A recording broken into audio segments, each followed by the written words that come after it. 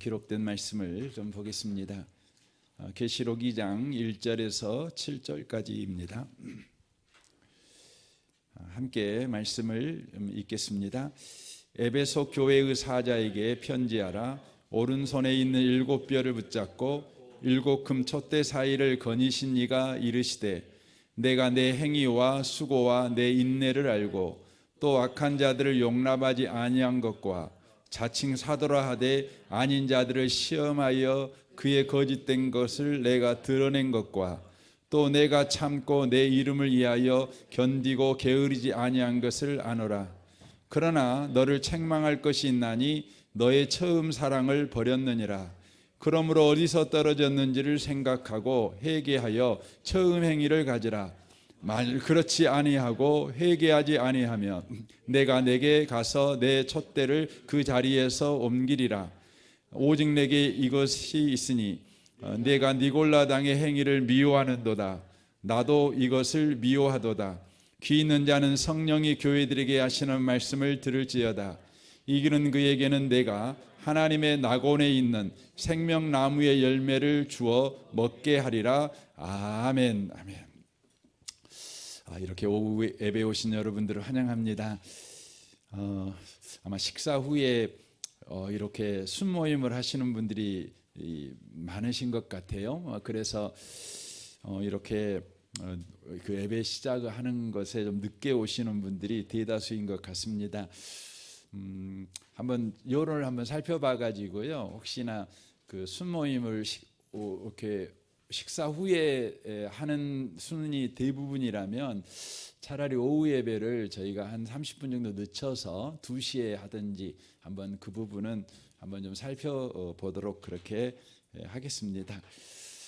오늘은 종말을 사는 교회 이해라는 제목으로 세 번째 말씀을 좀 나누려고 합니다. 이제 요한계시록 2장을 좀 나누려고 합니다. 요한계시록 2장과 3장은 7 교회에게 주는 편지 내용입니다.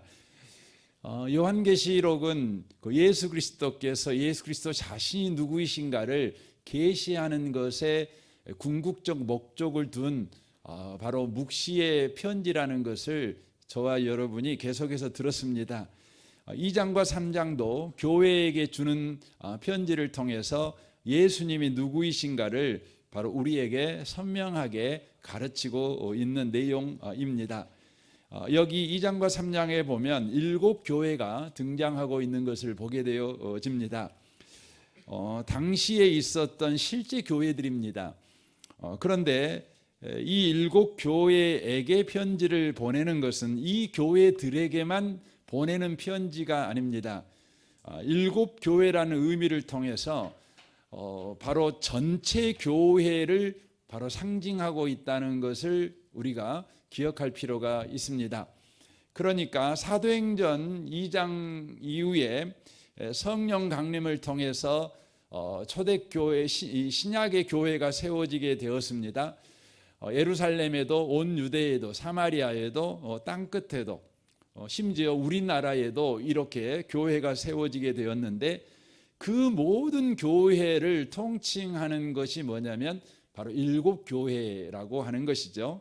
그러므로 요한계시록 2장과 3장의 7 교회 이야기를 읽을 때에 이것은 에베소 교회에게 한 이야기고 저것은 서머나 교회에게 한 이야기다라고 여러분이 읽으시면 안 되고 이것은 바로 우리에게 계속해서 하고 있는 말씀이다. 이렇게 여러분과 제가 읽는 것이 아주 중요하다고 하는 것입니다. 이 7 교회를 읽어보시면 7 교회 가운데 여러 문제가 있는 것을 언급하고 있습니다.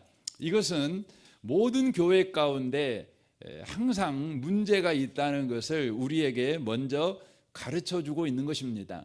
그러니까 문제 없는 교회는 이 지상에 없다. 이것이 바로 7 교회를 통해서 저와 여러분에게 가르치고 있는 것입니다. 우리는 끊임없이 문제 없는 교회를 지향합니다. 그러나 성경은 문제 없는 교회는 있을 수 없다. 이렇게 바로 언급을 하십니다.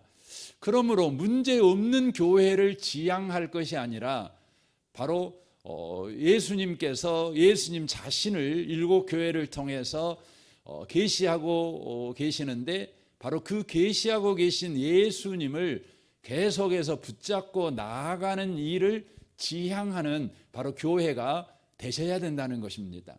그러니까 문제를 해결하는데 중심을 둔 교회가 돼서는 안 된다는 것이죠.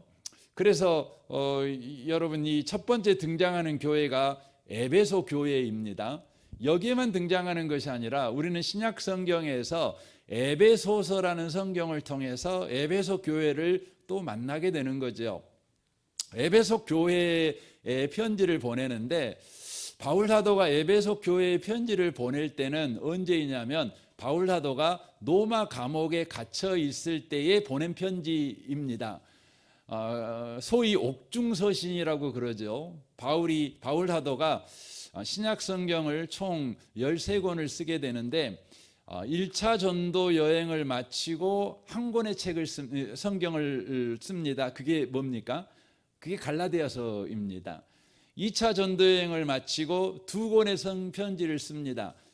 성경을 쓰지요. 그게 뭡니까? 데살로니가 전후서입니다. 3차 전도 여행을 마치고 3권의 편지를 씁니다.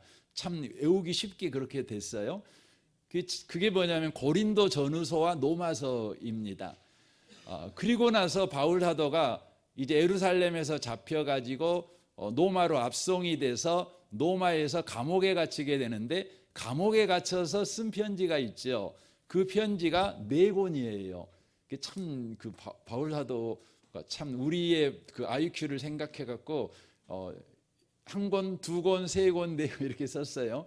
그래서 이 4권이 뭐냐면 에베소서, 빌립보서, 골로새서, 빌레몬서, 이렇게 4권을 바로 쓰게 되는 것이죠. 그리고 나서 바울이 잠시 풀려납니다. 그래가지고 그가 성경에는 안 나오지만 4차 전도 여행을 다녀왔다, 이렇게 성경학자들은 봅니다. 어디까지 다녀왔냐 그러면 아마 스페인까지 다녀왔을 것이다, 이렇게 봅니다. 그리고 나서 네로의 로마 방화 사건을 통해서 바울 사도가 다시 잡히게 돼요. 그리고는 이제 로마 감옥에서 이제 죽음을 이제 기다리는 처지에 놓이게 되는 것이죠. 그때 쓴 마지막 편지가 2권입니다. 그게 이제 3권이라고 하는 게 맞겠죠. 디모데 전후서와 디도서입니다.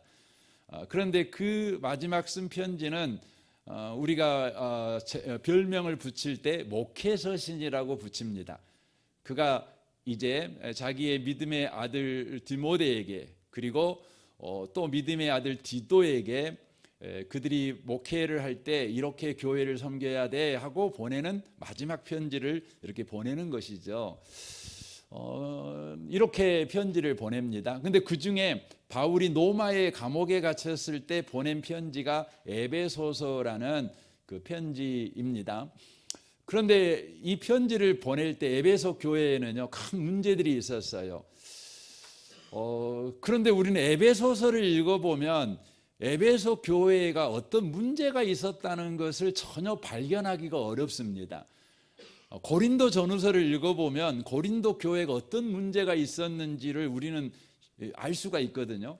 근데 에베소 교회를 향해 편지를 쓸 때에는 에베소 교회가 심각한 문제를 가지고 있는 까닭에 그들에게 편지를 쓴 것이거든요. 그런데 무슨 문제를 가지고 있는지를 참 알기가 어렵습니다. 왜냐하면 바울 사도는 에베소 교회가 가지고 있는 문제 때문에 편지를 쓰지만 그 문제를 해결하는 방식이 그 문제에 대한 처방이 아니라 그 문제가 일어나게 된 원인을 바로 에베소서에서 기록을 하기 때문에 그렇습니다. 그러니까 문제 해결을 위해서 에베소 교회에 편지를 보내는 것이 아니라 교회의 본질인 예수 그리스도와의 연합, 예수 그리스도에게 바로 주목하는 것. 그러니까 그 에베소서 내용이 그거거든요. 그 예수 안에 있는 우리가 누군가, 이걸 이제 주목해서 계속해서 가르쳐요. 그리고 예수가 무슨 일을 하시는가, 이걸 계속해서 가르치고 있는 내용으로 에베소서가 되어 있는 것을 우리가 보게 되어집니다. 그러니까 저와 여러분이 교회를 이렇게 교회로서, 또 교회로서 교회 속에서 신앙생활을 해가고 있을 때에 교회가 여러 가지 문제가 있지요. 그렇지만 그 문제에 대하여서 하나님이 뭐라고 말하냐면 원래 교회는 문제가 있어, 이렇게 말씀하셔요. 그러면서 그 문제에 대해서 우리에게 뭐라고 하냐면 그 문제를 해결하려고 하지 말고 언제나 교회는 교회다움을 지키는 일에 열심을 가져야 돼라고 말합니다. 그럼 교회다움에 열심을 갖는 게 뭘까요? 그게 뭐냐면 예수 그리스도에게 집중하는 것입니다. 예수 그리스도에게 집중하는 것입니다. 그래서 오늘 이 에베소 교회를 향해서 보내는 편지를 통해 그 부분을 우리가 확연하게 우리가 알 수가 있습니다. 이제 에베소서를 좀 봤으면 좋겠는데요. 보기 전에 이렇게 이제 이 계시록 2장 3장과 7교회가 나오는데 이 교회들이 전부 다 문제가 많아요. 그런데 이 교회를 붙잡고 있는 분이 예수님이시죠. 그래서 이 교회들이 마침내 어떻게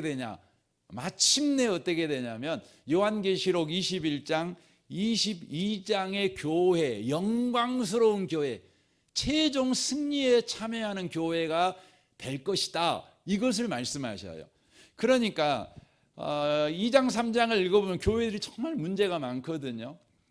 그런데 그 문제 많은 교회가 바로 계시록 21장 22장의 최종 승리에 참여하는 교회가 될 것이다, 이것을 바로 가르치고 있다는 것을 저와 여러분들이 기억할 필요가 있어요.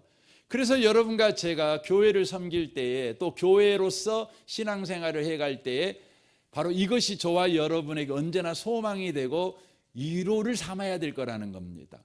반드시 우리는 연약하고 문제 많지만 최종 승리에 참여하는 교회가 되어질 것이다. 왜냐하면 교회에는 이 주님이 바로 교회 가운데 바로 임재해 계시고 역사하기 때문이다. 이것을 저와 여러분이 놓치시면 안 된다는 것입니다. 이걸 이제 우리가 2장 3장을 통해서 배우게 되는 것이죠.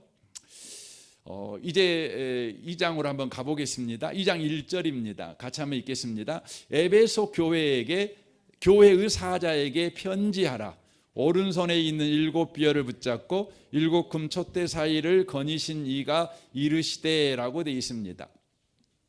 이 편지를 누구에게 보내냐면 에베소 교회의 사자에게 편지를 보내고 있는 것을 보게 됩니다. 그러면 우리가 이제 이 부분에서 질문이 되겠죠. 에베소 교회의 사자, 서버나 교회에도 누구한테 보내냐면 사자에게 보내요. 아무한테 보내는 것이 아니고 에베소 교회, 서머나 교회의 사자에게 보내죠.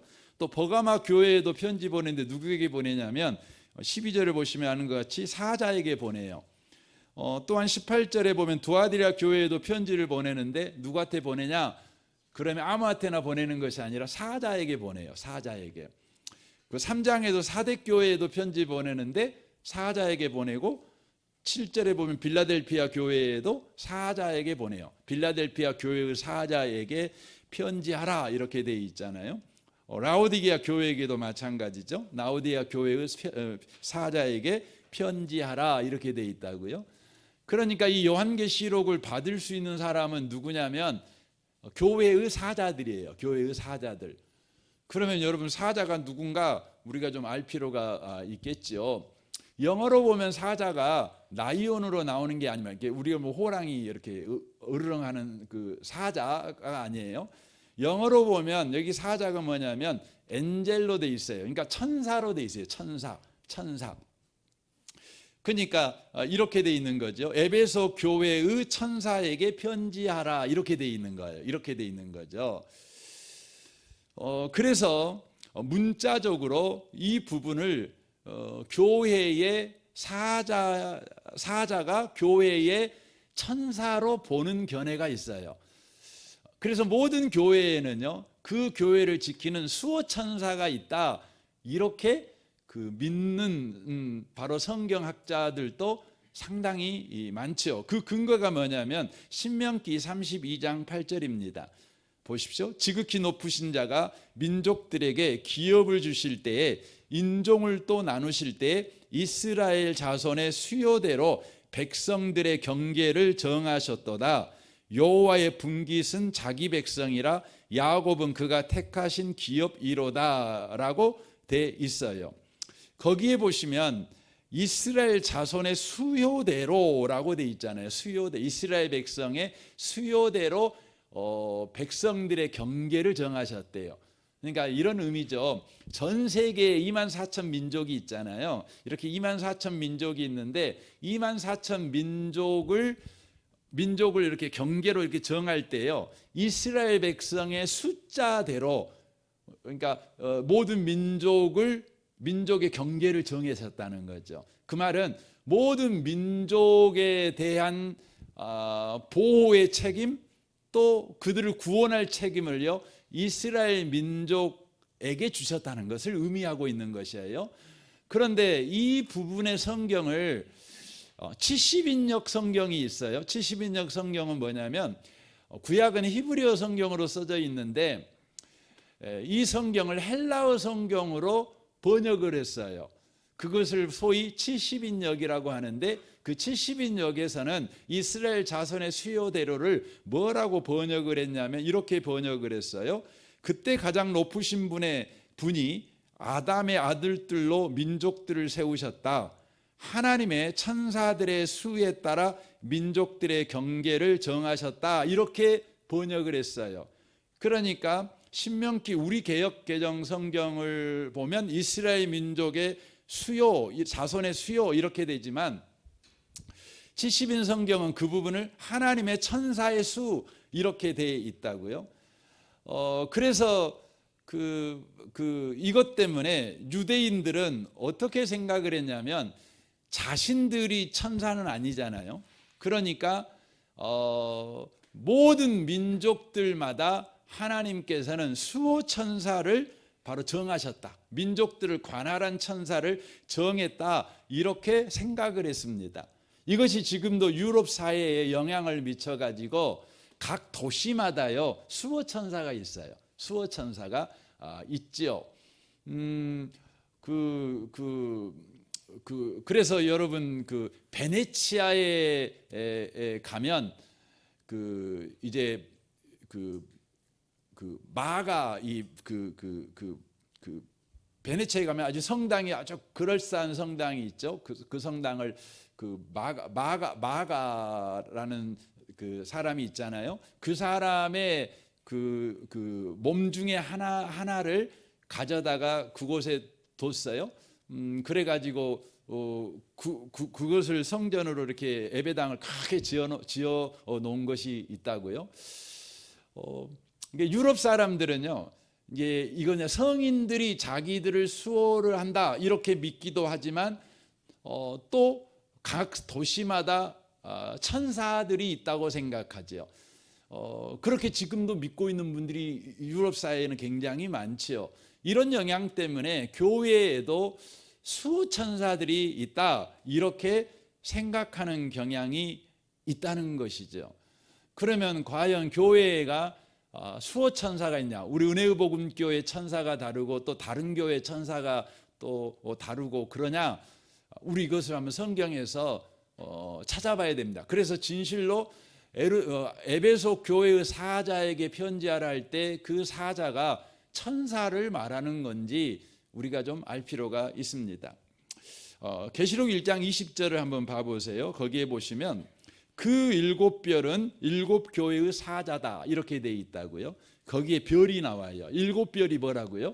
7교회의 사자라고 돼 있다고요. 여러분이 계시록을 해석해 갈 때 가장 중요한 그 해석의 해석할 때 중요한 자료가 뭐냐면 구약 성경이에요. 구약 성경이에요. 왜냐하면 요한계시록은 거의 80% 이상이 구약 성경을 인용하는 성경이에요. 인용하고 있는 성경이에요. 그래서 구약 성경에서 요한계시록에서 인용하고 있는 그 성경을 어떻게 쓰고 있는지를 우리가 봄으로 우리가 분명하게 요한계시록을 바르게 해석할 수 있습니다. 그래서 여러분, 요한계시록은 구약 성경에 정통하지 않으면 절대 해석을 하면 안 돼요. 또 그런 해석을 하는 구약 성경을 빼고 해석하는 사람이 있다고요? 이 시대 상황이나 시대 형편을 가지고 구약 성경을 이렇게 짜맞히는 해석을 하는 분들이 계신다고요? 그분들의 해석을 들어보면 굉장히 신박합니다. 하지만 여러분, 그것들은 옳지 않아요. 그건 성경적인 해석 방법이 아닙니다. 요한계시록은 특별히 성경이 구약 성경을 가지고 요한계시록을 해석해야 되고, 더 나아가서 요한계시록이 요한계시록을 해석해요. 그래서 그 요한계시록에서 보면 그 구약 성경에서 말하지 않는 내용을 말할 때는요, 반드시 요한계시록이 그 자체에서 해석을 해줘요. 설명을 해줘요. 그러니까 여러분이 요한계시록을 해석해 갈 때에 막히면은요, 구약 성경 어디에서 이걸 말하는가 하고 찾아보셔야 돼요. 특별히 다니엘서나 에스겔서나 에레미야서나 이사야서나 여기서 찾아보셔야 되죠. 왜냐하면 그것들이 모두 다 선지자의 글이기 때문에 그렇습니다. 예언서이기 때문에 그렇다는 것이죠. 그런데 거기에 안 나와요. 그러면 어디서 찾아야 하냐면 요한계시록 자체에서 찾아야 돼요. 그래서 여러분이 그 성경 요한계시록 읽고요, 앞뒤로 쭉 읽어봐 보세요. 그럼 분명히 그렇게 나옵니다. 그래서 여러분, 하나 예를 들자면 요한계시록 한번 봐보세요. 20절을 봐보시면 이렇게 돼 있다고요. 1장 20절, 내가 본 것은 내 오른손에 7별의 비밀과 또 7금 촛대라, 이렇게 돼 있잖아요. 7별의 비밀, 7금 촛대. 그럼 7별이 뭐지? 7금 촛대가 뭐지? 이런 질문이 생기잖아요.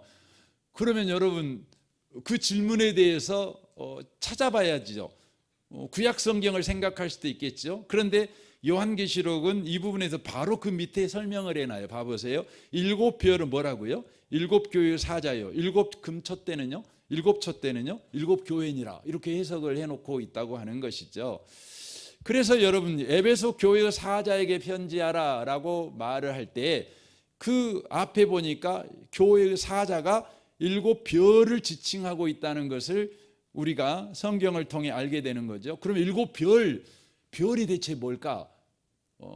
그러면 요한계시록에서 별에 대해서 뭐라고 해석하고 있는가 찾아보면 그 부분에 대한 해석이 안 나와요. 그러면 구약 성경에서 찾아볼 필요가 있다고 하는 것이죠. 다니엘서 12장 3절입니다. 지혜 있는 자는 궁창의 빛과 같이 빛날 것이요, 많은 사람을 옳은 대로 돌아오게 하는 자는 별과 같이 영원토록 비치리라 라고 말씀하십니다. 거기에 별이 나옵니다.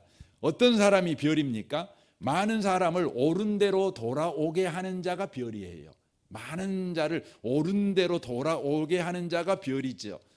그러면 우리는 당장 이 생각을, 전도 많이 한 사람이 별이구나, 이렇게 생각하실 수 있죠. 그렇지만 다니엘서 12장에서 별이 누구인지를 바로 그 다음에 설명을 해줘요. 12장 1절부터 보면 알 수 있죠. 그때 내 민족을 호위하는 대군 미가엘이 일어난 것이요, 또 환란이 있으리니 이는 개국 이래로 그때까지 없던 환란일 것이며, 그때 내 백성 중 무릇 책에 기록된 모든 자가 구원을 얻을 것이라 라고 말씀하시고, 이제 2절 3절 쭉 이야기하시는 거예요. 그래서 많은 사람을 옳은 대로 돌아오게 하는 자가 누구냐? 그러면 다니엘서 12장에 보면 바로 미가엘인 것을 알 수가 있어요. 미가엘이 많은 사람을 옳은 대로 돌아오게 하는 별이에요. 별. 그러니까 미가엘이 별이라는 것이죠. 그런데 요한계시록에 보면 이 미가엘이 등장해요. 계시록 12장 7절을 보겠습니다. 하늘에 전쟁이 있으니 미가엘과 그의 사자들이 용과 더불어 싸울세 용과 그의 사자들도 싸우나 이기지 못하여 다시 하늘에서 그들이 있는 곳을 얻지 못한지라. 큰 용이 내쫓기니 에뱀 곧 마귀라고도 하고 사탄이라고도 하며 온 천하를 깨는 자라. 그가 땅으로 내쫓기니 그의 사자들도 그와 함께 내쫓기니라. 내가 또 들으니 하늘에 큰 음성이 있어 이르되 이제 우리 하나님의 구원과 능력과 나라와 또 그의 그리스도의 권세가 나타났으니 그의 형제들을 참수한 자 곧 우리 하나님 앞에 밤낮 참수한 자가 쫓겨났고 또 우리 형제들이 어린 양의 피와 자기들이 증언하는 말씀으로써 그를 이기었으니 그들은 죽기까지 자기들의 생명을 아끼지 아니하였도다. 그러므로 하늘과 그 가운데 거하는 자들은 즐거워하라. 그러나 땅과 바다는 화 있을진저 이는 마귀가 자기 때가 얼마 남지 않은 줄 알므로 크게 분내어 너희에게 내려갔음이라 하더라라고 돼 있어요. 여기 보면 미가엘 천사가 등장하는데 이 미가엘 천사가 마귀하고 싸웠어요. 근데 두 가지 사건을 소개하고 있죠. 하나는 하늘에서 싸워갖고 이기지 못하니까 땅에 쫓겨났다고 생각돼 있어요. 그것이 바로 에뱀. 에뱀은 뭡니까? 에덴 동산에 쫓겨난 자죠. 이것은 우리가 이사야서 말씀을 통해 알고 있는 것 같이 바로 이 마귀가 하나님의 영광을 탐내잖아요. 근데 그때 하나님께서 이 마귀의 계계를 부수시고 이 마귀를 땅으로 쫓아내버려요. 땅으로 떨어지는 사건이 나옵니다. 그리고 또 하나의 사건 10절 이후부터 등장하고 있는 사건이 있죠. 하늘에 큰 음성이 나서 이르되 이제 하나님의 구원과 능력과 나라와 또 그의 그리스도의 권세가 나타났으니 이 말을 하거든요. 이건 뭐냐면 예수 그리스도께서 십자가에서 죽으시고 3일 만에 부활하신 다음에 하늘로 승천하셨어요. 그래서 하나님 우편에 앉으신 사건이에요. 하나님 우편에 앉으시니까 어떻게 돼 있죠? 우리 형제들을 참수하던 자 곧 하나님 앞에서 밤낮 참수한 자가 쫓겨났다 이렇게 돼 있다고요. 욥기서 말씀을 보면 하나님 앞에서 늘 참수하는 역할을 하는 마귀가 있잖아요. 그런데 이제 예수님께서 하나님 우편에 앉으셔서 구원을 완성하시자 마귀가 이제 더 이상 하나님 앞에 가가지고 참수하는 일을 하지 못하고 땅으로 쫓겨난 사건이 등장하고 있는 것을 우리가 알고 있지요. 그 일을 한 사람이 누구냐? 미가엘이라고 소개하고 있어요. 그러므로 이 계시록에서 소개하는 미가엘은 미가엘 천사를 말하고 있는 것이 아니라 바로 예수 그리스도를 이야기하고 있는 것을 우리가 알 수가 있다고 하는 것입니다. 그러니까 다니엘서에서 나오는 미가엘이 나오잖아요. 그런데 요한계시록을 통해서 이 미가엘이 누구인지를 우리가 알 수 있는데 곧 예수 그리스도이심을 알 수가 있는 것입니다. 그래서 별은 누구냐? 그러면 예수 그리스도시라고 하는 것이죠. 그런데 다니엘서 10장을 보면 또 하나의 미가엘 이야기가 나와요. 거기에 보면 이렇게 돼 있어요. 또 사람의 모양 같은 것 하나가 나를 만지며 나를 강건하게 하여 이르되, 그렇죠. 사람의 모양 같은 것 하나, 이게 누굽니까? 예수님을 말씀하는 거죠. 인자라고 그러잖아요. 큰 은총을 받은 사람이여 두려워하지 말라. 평안하라. 강건하라. 강건하라. 그가 이같이 내게 말하되 내가 곧 힘이 나서 이르되 내 주께서 나를 강건하게 하셨사오니 말씀하옵소서. 그가 이르되, 바로 예수께서 이르시되 내가 어찌하여 내게 나오는 것을 네가 아느냐? 이제 내가 돌아가서 바사군과 싸우려니와 내가 나간 후에 헬라군이 이를 것이라. 오직 내가 먼저 진리의 글에 기록된 것으로 내게 보이리라. 나를 도와서 그들을 대적하는 자는 너희 군 미가엘 뿐이니라 라고 돼 있어요. 이게 뭐냐면 예수님이 미가엘이라고 다니엘서에 기록된 것이 요한계시록에 밝히 드러나잖아요. 그런데 다니엘서에서 예수님이 뭐라고 하면 미가엘이신 예수께서 뭐라고 말하면 나를 도와서 그들을 대적하는 자 미가엘을 또 소개해요. 그러니까 다른 미가엘을 이야기하고 있는 것을 보게 됩니다. 예수님이 별이신 미가엘인데 계시록을 보니까 이 예수님께서 자기를 도와주는 미가엘이 있다라고 또 이야기를 하는 것입니다. 그렇다면 여러분, 예수님을 도와 싸우는 미가엘이 누구일까요? 다니엘 7장 21절을 보십시오. 내가 보고 있을 때에 새로 돋는 그 뿔이 성도들에 맞서서 전쟁을 일으키고 그들을 이겼으나 옛적부터 계신 분이 오셔서 가장 높은 분의 성도들의 권리를 찾아주셔서 마침내 성도들이 나라를 되찾았다라고 말씀하십니다. 그러니까 마귀, 거기 뿔난다 마귀를 가려 마귀하고 성도하고 싸웠는데 성도들이 졌어요. 그런데 옛적부터 계신 분이 오셨어요. 예수를 말하죠. 오셔갖고 그분께서 가장 높으신 분의 성도의 권리를 찾아주셨죠.